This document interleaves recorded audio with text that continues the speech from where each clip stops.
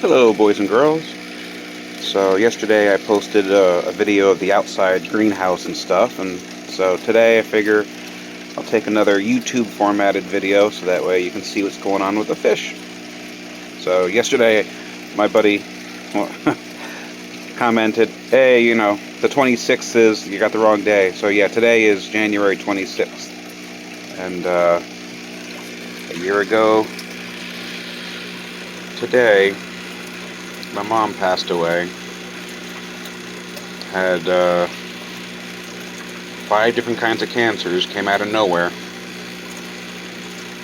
So, Mom, we're still thinking about you, and so she's the one who Vanderwand Gardens is named after. Well, Grandpa Vanderwand was a big-time gardener. He would often talk about how he planted a victory garden. He also raised fish, so they don't like the light, but it's a better way to see them. I don't know if you can see them. So they live here in this, 200-gallon IBC tote. They get auto-fed. I have many filters. I got 3 over there running 24/7, and I have one that I made out of a Harbor Freight bucket where the bottom is a spacer. The water pipe pumps from down below, comes up into the bottom of the bucket. So there's a spacer, a coarse filter, and then there's filter media, bio balls they call them, and then another fine mesh filter, and then comes out of these holes, which there's a filter behind here, which as you can see is clogged up after just one day. And then as it runs down and over, you know, when it finally gets up to the overflow point, there's another filter, and then in here there's another filter, and then as the water hits down there, there's more filters. I clean all these things out every Saturday because the plants just aren't doing their job. I don't have enough of them.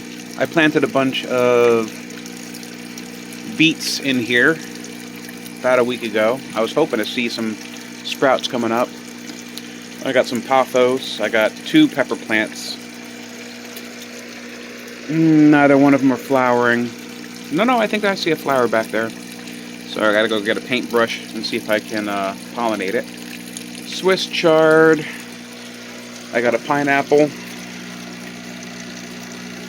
It's not growing, but it's not dying either. I got a marigold.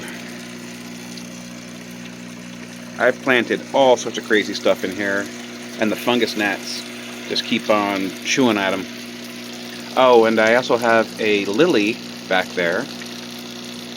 And it died off, I thought, but I think I might see a leaf coming back. And I just got a couple of grow lights on timers, 12 hours. If I was to throw in some fish food in here, you would see a feeding frenzy. So there's 100 tilapia in here. 10 of them made it from when I ordered them back in 2023, August. And then 2 of those mated in that tank there, and then they gave birth to about 90 babies that made it. I counted them as I transferred them from the other tank to this tank, and I think what keeps them from mating in here is there's a lot of hungry mouths in there, and then also I keep the temperature in here about 65, but when I mate them I put the temperature at about 75, and that seems to make them happier. So that was the worm bin. I retired the worm bin because it was just a breeding ground for fungus gnats. And I've got my grow room here. If you've seen the older videos, it's the same old grow room. I got the Inkbird set for $85, but I guess the bottom heater isn't able to get it up to $85. So let's see who's sprouting. So these were all planted exactly 1 week ago. I soaked the seeds in some tea. And then, so that was the layout. So Kangstar Lemon Starbursts, and Yellow Ghosts, and Skunk Red, Carolina Reapers straight from the Pepper Joe envelope I had from 2019. Pepper Joe also, I bought some Trinidad Scorpions in 2019, so we'll see if those come back. Dragon's Breath, Brazilian Orange Starfish, Chile Red Habanero, so I did 12 seeds of those. Vanessa gave me some orange habaneros that were awesome, so I got seeds from the nicest one of those. My buddy Bracy gave me a Daytel pepper, a couple of Daytel peppers, so I got some seeds from them. Chocolate Primo Reaper, Hatch Ghost, Jigsaw Gator, Skunk Chocolate, and Purple Ghost Scorpion. So that was the layout of that. And when I watched the videos on propagation and how many of the seed starters actually took, I noticed that stuff along the edges is less likely to actually, germinate. So I thought, you know what?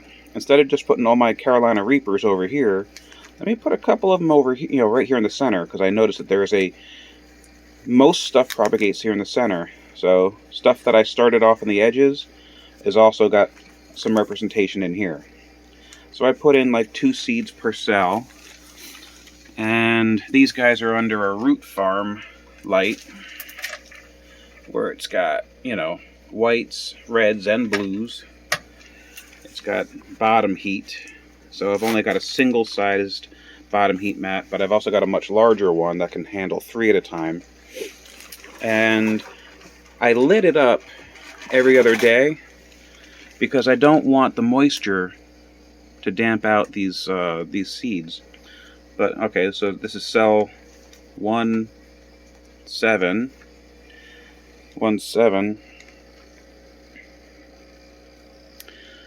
RH. What was RH again?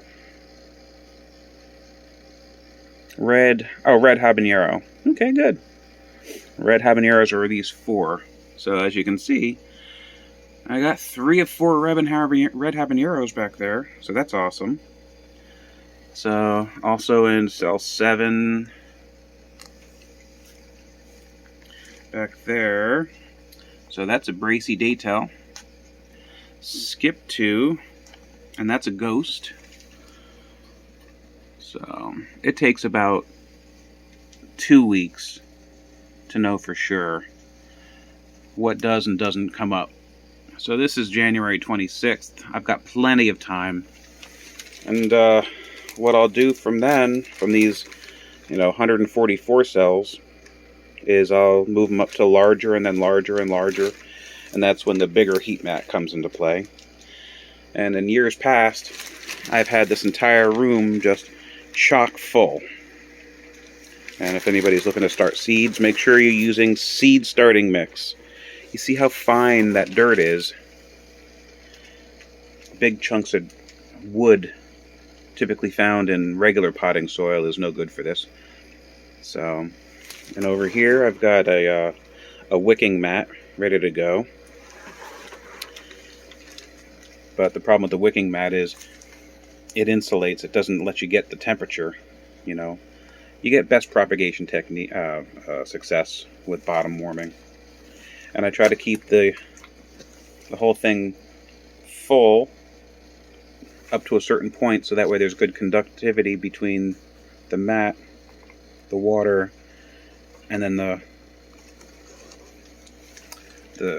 dirt there, just to give them a little bit of a chance. But it's not getting up to the proper temperature, so I'm probably just going to cover it again. So yeah, so this is what we got going on in the basement. so far here in mid to late January. And even if these guys do take off, I'm hoping that the greenhouse will be perfect for them to go outside starting in April. Because in April, I think I'll be able to combat the infrequent frosts that you have. So, looks like there's some seeds poking up. I think I might need to maybe I'll mist some. You know, I give them all a mist sometimes to give them a little bit of. But for the most part, when they're growing, you want a bottom water so that way the roots go down to the bottom. So anyway, that's what I got going on. If you guys got anything going on, please let me know. Vanderwan Gardens, like and subscribe.